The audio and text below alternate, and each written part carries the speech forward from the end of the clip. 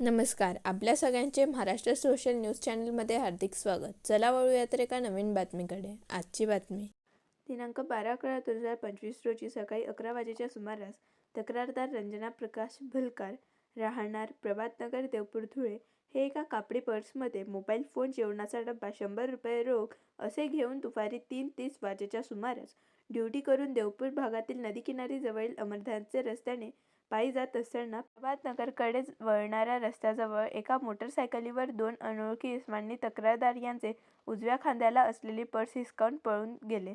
सदरचा गुन्हा दाखल होताच पोलीस निरीक्षक समाधान वाघ यांनी शोध पथकातील अंमलदार यांना योग्य त्या सूचना देऊन सदर गुन्हा उघडकीस आणण्याविषयी सूचना दिल्यानंतर शोध पथकातील अंमलदार यांनी अवघ्या काही तासातच संशयित आरोपी नामे अर्शद उर्फ भग्या शेख हनीफ वय 24 राहणार लाला सरदारनगर देवपूर धुळे याचा शोध घेऊन त्यास ताब्यात घेऊन अधिक चौकशी केली असता त्याने गुन्ह्याची कबुली दिली व गुन्ह्यात चोरीस गेलेला माल, रिअलमी कंपनीचा मोबाईल फोन, रोख 100 रुपये असा 10,100 रुपये किमतीचा मुद्देमाल हस्तगत करून गुन्हा उघडकीस आणला आहे.